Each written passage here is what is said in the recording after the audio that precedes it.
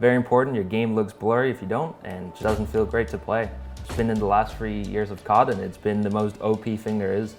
You know, it just adds a lot more depth to your aim assist and just makes it so much easier to snap on people. So make sure you get that changed really quick.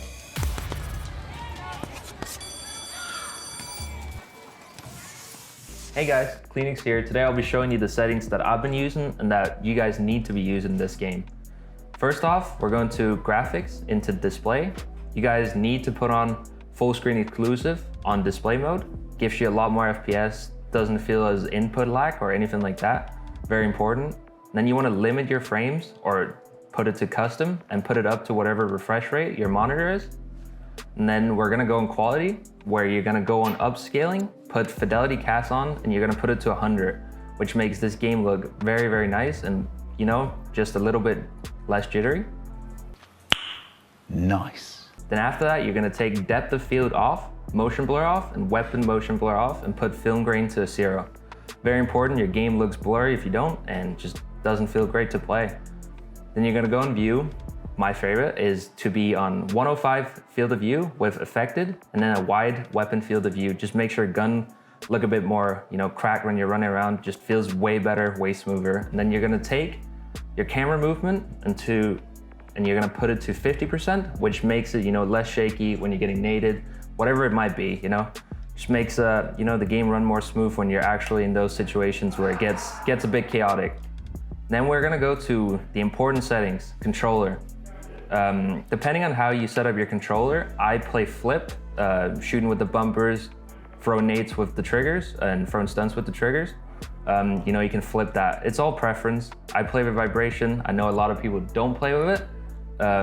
You know, it's all preference, these type of things here, but we're gonna go to sensitivity. A lot of pros play on 6.6. 1, you know, it's very consistent. It's a sensitivity that most people choose because it just gives you, you know, the most consistent output. And I mean, I've been using it for the past 4 years, so, you know, that's my preference. Then we're gonna go down here, or to advanced actually, and we're gonna make sure we put our aim response curve type to dynamic. Dynamic is a thing that's been in the last 3 years of COD, and it's been the most OP thing there is. You know, when you're moving it fast, it follows your aim assist. When you move it slow, it's gonna follow as well. So, you know, it just adds a lot more depth to your aim assist and just makes it so much easier to snap on people. And then the most important part that I see a lot of people forget to change is the dead zones. So for me, I have left stick minimum on 0.01, which makes it, you know, a little bit less stiff in the left stick when you're like sprinting around and stuff. Then the right stick minimum is 0.03, which makes your right stick feel a lot more loose when you're aiming around. I think it's normally on 15, so make sure you get that changed really quick.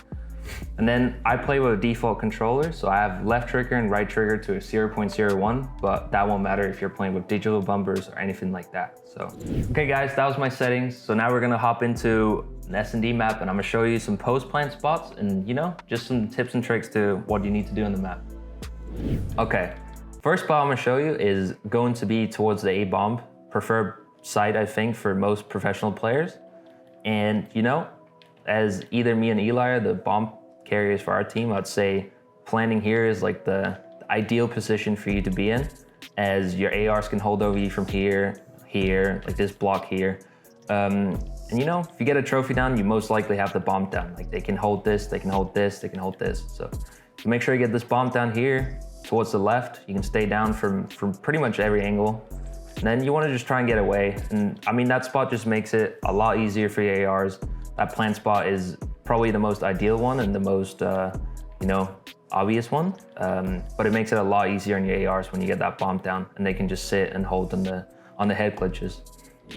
Now I'm gonna show you guys a spot towards B, a plant spot. Usually I'm not the bomb carrier, but I know quite a few people would probably like a spot on this map.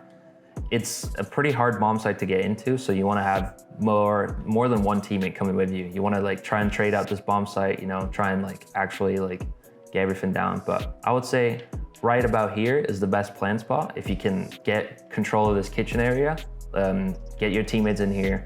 As soon as you get this bomb down, you have a lot of options of what you can do. Like you can either, you know, have the back control, you can see the bomb from here, see the bomb from the front side, like even wide here, without them seeing you from the back. And then you can also check the bomb from like side of the cat room that is here. Which makes it a lot easier for all your teammates to play their different positions and just be, you know, if they die, there's always the other spot you can check from. So just makes it easy on your whole team, and yeah, that's it. As we head out, I have one last S&D tip for you guys that everyone needs to know, and everyone needs to be thinking about this when they're playing S&D. You know, it's very important to play around your teammates and very important to play around the information that you have in the map.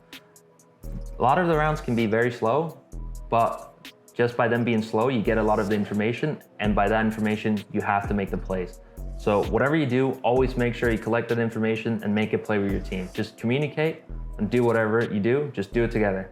So guys, that was my controller settings, my graphics settings, and some S&D tips and tricks, some plant spots on top of that. Make sure you guys like and subscribe. I'll see you guys in the next one.